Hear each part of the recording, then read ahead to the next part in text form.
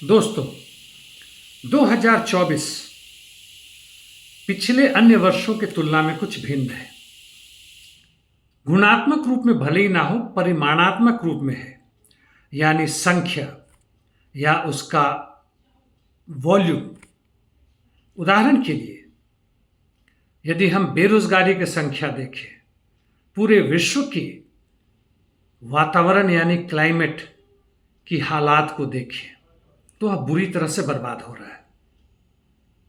युद्ध और आतंक यूक्रेन के ही ले लें, या जो मिडिल ईस्ट में हो रहा है, इजराइल हमास के बीच में, पैलेस्टीनियन के ऊपर जो अत्याचार हो रहे हैं, या अन्य देशों में भी जो युद्ध छोटे मोटे तौर पर चल रहे हैं, उदाहरण के लिए सूडान देख लें, तो यह पहले की तुलना में भिन्न है और बढ़ोतरी हुई है। हाँ, मैं भारत की बात नहीं कर रहा हूं, पूरे विश्व की बात कर रहा हूं, लेकिन एक दूसरे मामले में जिसकी मैं चर्चा करना चाहता हूं वह है चुनाव। 2024 ऐसा लगता है चुनाव का वर्ष है। 64 देशों में यानी 64 कंट्रीज में चुनाव इस साल होने हैं या कुछ हो चुके और होंगे। और यूरोपियन यूनियन का चुनाव अलग से है, यानी 65 महत्वपूर्ण चुनाव है। यह टाइम्स में आया है या किसी इसी तरह के मैगजीन में आया है, और उन्होंने एक अपने सर्वेक्षण के हिसाब से यह भी कहा है कि किस देश में किस हद तक स्वतंत्र और निष्पक्ष चुनाव है, यानी फ्रीडम एंड फेयरनेस है, उसके हिसाब से बताते हैं। जैसे ताइवान में जहां चुनाव हो चुका है 0.94 में से, यानी 94% मान ले, तकरीबन कहें तो अच्छी तरह से फ्री एंड फेयर इलेक्शन है। यूके में 93% है, यूएस में 83%। यूक्रेन में आते हैं तो वहां 57 आ जाता है। यूक्रेन में चुनाव हो जाना चाहिए था। यूक्रेन के संविधान के हिसाब से यदि चुनाव समय पर नहीं हुआ तो वहां के लोकसभा के अध्यक्ष या दूसरे व्यक्ति को देना पड़ेगा। तत्काल का राष्ट्रपति वो राष्ट्रपति नहीं रहेगा, यानी जेलेंस्की कानूनन संवैधानिक हिसाब से वहां के राष्ट्रपति नहीं है। रूस और बेलारस में ये कहते हैं 25%। आप ये ध्यान देंगे कि जो प्रो अमेरिकन देश है उसको ज्यादा मिला है, जो उसके विरोधी है उसको कम मिला है। भारत को भी यूक्रेन से थोड़ा कम ही कहते हैं, 53%। भारत और पाकिस्तान की हम बात मान सकते हैं जैसा लगता है। इंडोनेशिया 68, श्रीलंका में 76, ईरान में 32, साउथ अफ्रीका में 72, साउथ कोरिया में 95, जबकि नॉर्थ कोरिया जो कि पूर्ण रूप से अमेरिका विरोधी है 14%, वेनेजुएला में 11, सीरिया में 0%। खैर, अब कुछ महत्वपूर्ण चुनाव के नतीजे पाते। भारत का आपको पता है, मैं नहीं जाऊंगा कहने के लिए। भाजपा की सरकार थोड़ी कमजोर आई है, उसको अपने आप में पूर्ण बहुमत नहीं मिला, और काफी जोर लगाने के बाद भी मीडिया, सोशल मीडिया, पैसे वगैरह वगैरह, उन्हें इस बार 400 पार से बिल्कुल पास भी नहीं पहुंचे लोग। इसके पहले चुनाव हुआ इंग्लैंड में, जहां पे चुनाव वास्तव में होना चाहिए था अगले वर्ष जनवरी में, यानी जो संख्या मैंने दिया उसमें एक इजाफा हो गया, इंग्लैंड में पहले हो गया। और टोरीज यानी वहां के जो पूर्ण दक्षिणपंथी थे, कंजर्वेटिव पार्टी थी, वह चुनाव में बुरी तरह हारे हैं। और लेबर पार्टी, जो कहने के लिए लेबर यानी मजदूर वर्ग का पार्टी है, उससे अच्छी खासी जीत मिली है। हालांकि प्रतिशत में जाएं तो ऐसा नहीं कि वह ऐतिहासिक है, लेकिन सीट की संख्या से जाएं तो उन्हें मिली है। और तथाकथित कुछ वामपंथी हैं, उनकी भी संख्या में इजाफा हुआ है, जैसे ग्रीन पार्टी है। वैसे पार्टी या जो इंडिपेंडेंट लड़े हैं, प्रो पैलेस्टीनियन, उनके भी 6-7 मेंबर ऑफ पार्लियामेंट चुने गए हैं गॉर्बिन के साथ साथ। फ्रांस में चुनाव फिर से अचानक हुआ, यह भी इसमें आप जोड़ सकते हैं, और वहां पे 3 घटकों में हुआ।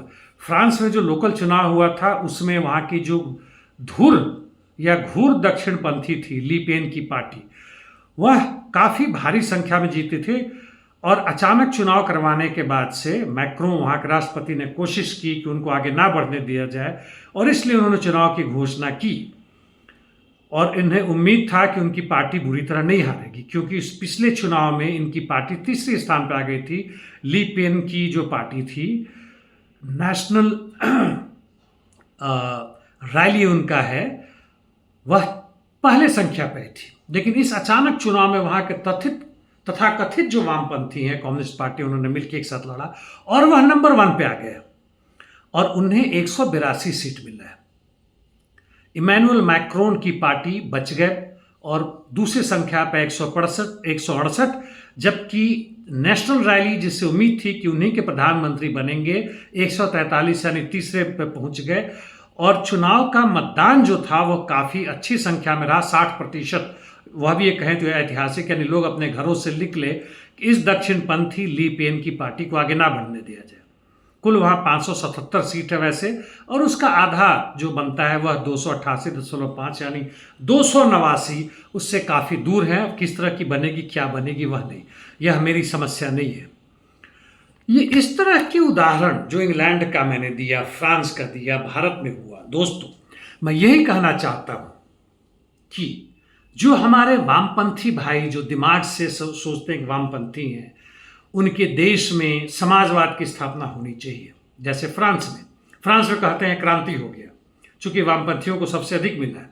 ये कैसे वामपंथी है? और समाजवाद की स्थापना के लिए क्या जरूरत है?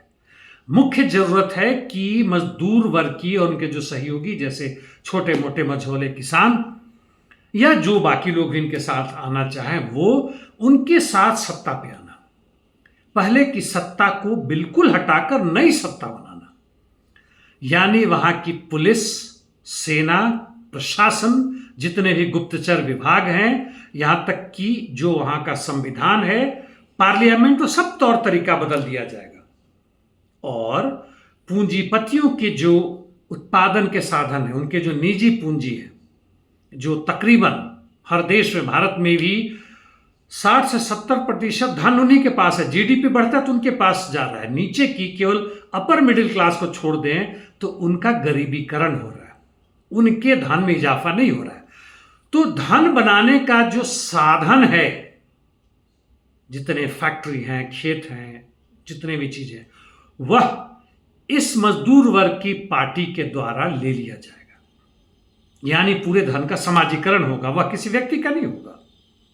जब राजतंत्र हटके तथा कथित रूप से पूंजीवादी प्रजातंत्र आया था तो सबको एक इंसान, एक वोट का अधिकार मिला था, लेकिन दो वर्ग था, एक पूंजीपति वर्ग जिसके पास सारा धन और यहां तक कि राज्य की सत्ता, न्यायालय से लेकर पुलिस तक उसके हाथ में था, उसके लिए काम करते थे। लेकिन जब मजदूर वर्ग की सत्ता आएगी तो फिर वह किसी का शोषण नहीं करेगा, उसके अधीन में कोई वर्ग नहीं है, व्यक्तिगत रूप से ना जाए। इसमें काफी अरसे लग सकते हैं पूर्ण रूप से समाजवाद की स्थापना जब पूरे विश्व में होगी, लेकिन वह ऐसा एक समाज आएगा जिसमें एक शोषक वर्ग, एक शोषित वर्ग, ये खत्म हो जाएंगे। काल्पनिक नहीं है दोस्तों, समझिएगा इसको दिमाग से। और यदि इसके खिलाफ हैं तो फिर आप समाजवाद के पक्ष में नहीं है, आप वामपंथी कहीं से भी नहीं है।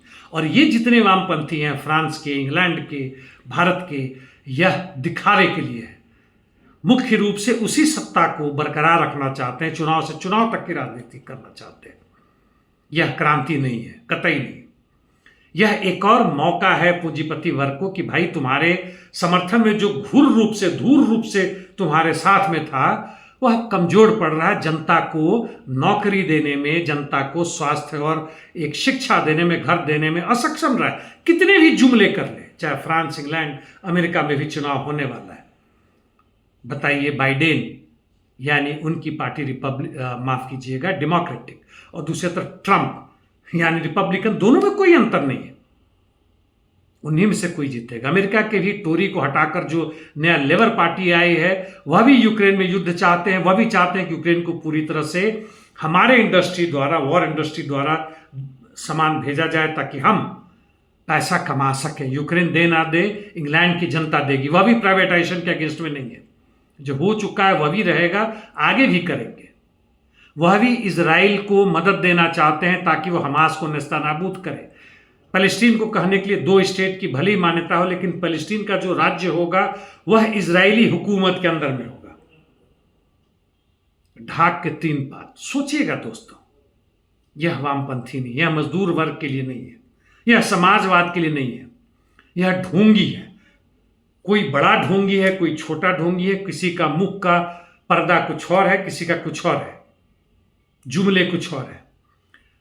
अंतिम सत्य यही है कि ये लोग मेहनतकश जनता के साथ नहीं है, उसके विरोधी हैं। धन्यवाद।